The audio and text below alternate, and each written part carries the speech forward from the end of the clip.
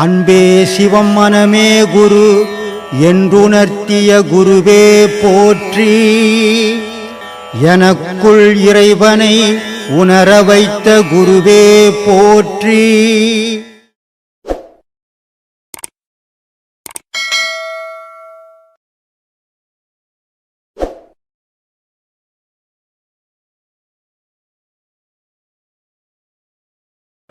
So இங்கே நீங்கள் இந்த ஆசிரமத்துக்கு உபதேசத்துக்கும் மற்ற உபதேசத்துக்கும் என்ன வேறுபாடு சார்? அதுதான் இந்த ஆசிரமத்தினுடைய நிலையே என்னன்னா உன் மூச்சை கவனி. ஒரு பாடல் சொல்கிறேன். வால்மீகர் சொல்கிறாரு, இருள் வெளியாய் நின்ற சிவபாதம் போற்றி, எழுத்துதனின் விவரத்தை விரித்து சொல்வேன், அருவுருவாய் நின்றதுமே எழுத்ததாகும், ஆதி அந்தம் அண்ட பிண்டும் அதுவேயாகும், திருவுருவாய் ரவிமதியாய் நின்ற ரூபம் சிவசக்தி திருமாலின் ரூபமாகும், வரும் உருவே சிவசக்தியின் வடிவமாகும், வந்ததிலும் போனதிலும் மனத்தவையன். அப்போ என்னது அது? வந்தது போனது என்னது?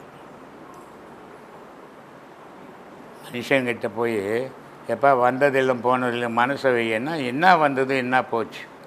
மனிதனுடைய மனம் எதில் இருக்கணும்னா வந்த மூச்சிலையும் போன மூச்சிலையும் மனசு இருக்கணும். அந்த மனசு இல்லாததால் இவன் கெட்டு குட்டி சிவராக போயிடும். அந்த வந்ததிலும் போனதிலும் மனசை வச்சான்னா இவனுக்கு ஞானம் பிறக்கும்.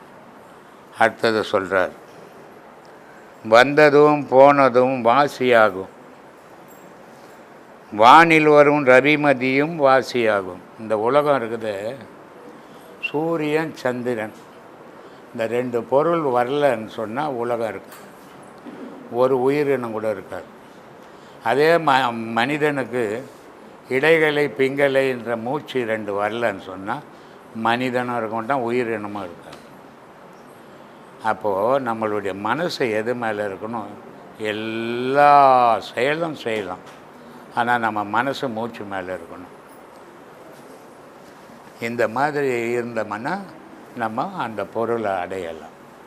இதை திருமூலர் சொல்கிறார். இந்த மூச்சை நீ என்னமோ ஏதோ மூச்சின்னு விட்டுடாத, அந்த மூச்சு தான் நீடா. அப்போ அந்த மூச்சோடு நீ கலந்து வாழ கற்றுக்கோ. அதை எப்படி சாமி கலந்து வாழறது? ஏற்றி இறக்கி இருகாலம் பூரித்து காற்றை பிடிக்கும் கணக்கறிவாளிக்கு கூற்றை ஒதுக்கும் புரியதுவாமே. இந்த மூச்சை நல்லா ஏற்றி இறக்கி 3 மூச்சாக இருக்குது. இடைகளை பிங்களை சுழுமுனைன்னு 3 மூச்சாக இருக்குது. இந்த 3 மூச்சு ஒரு மூச்சாக மாறிச்சுன்னாக்கா யமன்ற பயமே உனக்கு கிடையாதுன்ற. இதையே அழுகணி சித்த சொல், எட்டா புறவியடி ஈராறு காலடியோ விட்டாலம்பாரமடி வீதியிலே தான் மதி, கட்டா கயரெடுத்து கால்நாளும் சேர்த்திருக்க அட்டாள தேசமெல்லாம் ஆண்டு இருந்தால் ஆகாதவன். ஒரே விஷயந்தான், ஆனால் சொல்கிற விதங்கள் ஒவ்வொரு மகான்கள் ஒவ்வொரு விதமாக சொல்கிறாங்க. அதே திருமூலர் சொல்கிறார், உண்ணும் போதும் உறங்கும் போதும் உயிரெழுத்தை உயிரை வாங்குது, பெண்ணின் பால் இந்திரியம் விடும்போதும் அவத்தில் நில்லு, தின்னும் கைலை மருந்து அதுவே ஆகும் அப்படின்னு அகஸ்தியர் சொல்கிறார். ஒரே விஷயம், ஆனால் ஒவ்வொரு மகானும் மாறி மாறி சொல்லுவாங்க. மூல துவாரத்தை முட்கரமிட்டு மேல் துவாரத்தில் மேல் மனம் வைத்திரு, வேல் ஒத்த கண்ணை வெளியில் விழித்திரு, காலத்தை வெல்லும் கருத்தத்தானேன்வார். அது மாதிரி ஒவ்வொரு மகான்களும் தெய்வத்தை அடையிறதுக்கு நமக்கு பல போதனைகளை பண்ணியிருக்கிறான். ஆனால் நம்மளுடைய பழா போன ஆசை, திரை மாயை, ரெண்டும் சேர்த்து திரை போட்டு நம்ம அதில் பயணம் பண்ண முடியாமல் உலகமே தவிச்சுன்னுக்குது. கடவுள்ன்றது எப்படிப்பட்டது அப்படின்னா, நீ குழந்தையாக நினச்சின்னா அது குழந்தையாகவே வரும். நீ வயசாகி அதை பெரிய ஒரு தாத்தா மாதிரி நினச்சின்னா தாத்தாவாகவே மாறும். ஆனால் மற்ற மதத்தில் மகான்கள் எப்படி மாறுவாங்க? மாற முடியும். இதெல்லாம் இந்த உலகம் யோசிக்காதா? இந்த உலகத்துக்கு இதெல்லாம் கேள்வியாக வராதா? இதுக்கெல்லாம் ஒரு விடை கிடைக்காதா? அதுதான் என்னுடைய கேள்வி. இல்லை, இந்த உபதேசம் வாங்குறவங்க எப்படி நடந்துக்கணும் ஒழுக்கமான வாழ்க்கையில்? முதல்ல அவங்களுக்கு தேவை ஒழுக்கம். ரெண்டாவது எல்லார் மேலேயும் பரிவு வரணும். ரெண்டாவது எந்த புலால் வகையில் சாப்பிடக்கூடாது. ஏன்னா மனித உடலில் நீ எதை சாப்பிட்றியோ அதுதான் ரத்தமாக மாறுது. இப்போ மீன் சாப்பிட்டுக்கினே தொடர்ந்து சில பேர் மீன் சாப்பிடுவாங்க. அப்போ மீன் சாப்பிட்டா மீன் ரத்தம் தான் வரும். சில பேர் கறி சாப்பிடுவாங்க, அவங்களுக்கு அந்த ரத்தம் தான் வரும். எதை உணவாக கொள்கிறாங்களோ அதுதான் மனுஷ உடலில் ரத்தமாக மாறுது. அந்த ரத்தமாக மாறும்போது அவனுடைய குணங்கள் மாறுது. சாந்த குணம் போய் மூர்க்க குணம் வரும். கடிக்கிறது, இடிக்கிறது, குத்துறது இதெல்லாம் சாப்பிடும்போது அதனுடைய குணங்கள் இருக்கும். ஏன்னா அந்த ரத்தத்தில் இருக்கிற வீரியம் தான் அதில் இருக்கும். அதே நேரத்தில் சாந்தமான உணவு, கீரை, தயிர், இந்த பால், இந்த மாதிரி உணவுகள் சாப்பிடும்போது சாந்தமான குணம் வரும். அதே நேரத்தில் நம்ம ஒரு ஆன்மீகத்தில் பயணம் பண்ணும்போது நம்மளால் முடியாத போய் செய்ய வேணாம். எந்த நன்மையும் யாருக்கும் செய்ய வேணாம். உன்னை நீ காப்பாற்றிக்கோ. ஆனால் முடியும் போது உன்னால் முடிஞ்சவங்களுக்கு உதவி செய். அது பெரும் தர்மம். சாப்பாடு இல்லைன்னா உயிர் வாழாதுன்னு நான் பல வீடியோக்களில் சொல்லிக்கிறேன். இந்த சாப்பாடு இன்றைக்கி கொடுக்குற சாப்பாடு ஒரு மனிதனை 9 நாள் உயிர் வாழுது. அப்படிப்பட்ட புண்ணியங்கள் பண்ணும்போது இந்த உலகத்தில் தான் நம்ம பாவத்தையும் பண்ணோம். தனி உலகத்தில் பண்ணல, இங்கே தான் பண்ணியிருக்கோம். அதே புண்ணியத்தை இந்த உலகத்திலே பண்ணும்போது நம்ம சமமான நிலைக்கு வரும்.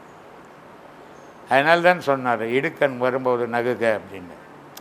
எப்போ துன்பம் வந்தால் அப்போ சரி. அது வள்ளுவருக்கு சரியாக இருக்கும், நமக்கு சரியாக இருக்குமா? நமக்கு ஒரு காலில் அடிபட்டுச்சுன்னா நம்ம தாங்குவோமா? ஆனால் வள்ளுவருக்கு தெரியாது அது. அதனால் அவர் நகுகன்ட்டார். அதனால தான் கண்ணதாசன் திருப்பி அந்த கேள்வியை கேட்டான். அவர் வள்ளுவரை திருப்பி அந்த கேள்வி கேட்டான். பாம்பு வந்து கடிக்கையில் பாழும் உடல் துடிக்கையில் யார் முகத்தில் பொங்கி வரும் சிரிப்புன்ட்டான். இந்த மாதிரி நிறைய விஷயங்கள் இருக்குது சாமி.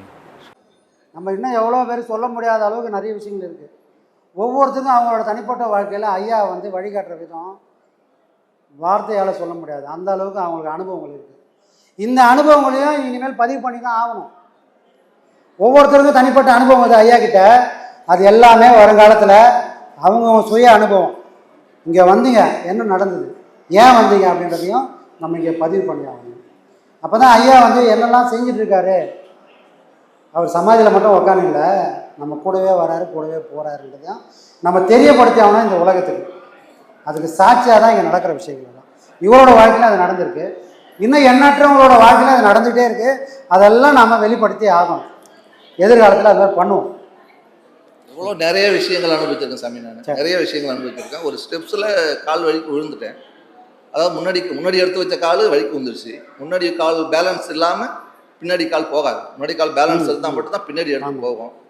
அந்த பாத்ரூம் போகிற டைமில் கூட ஐயாவுடைய நினைவாக தான் போவேன், ஐயாவோட நினைவாக தான் இருப்பேன். எங்கே போனாலும் அது பாத்ரூம் போனாலும் எந்த நிலையில் இருந்தாலும் கைலாய மருந்தை பயன்படுத்தும் போது கூட ஐயாவோட நினைவு ஒரு நாளும் மாறாது.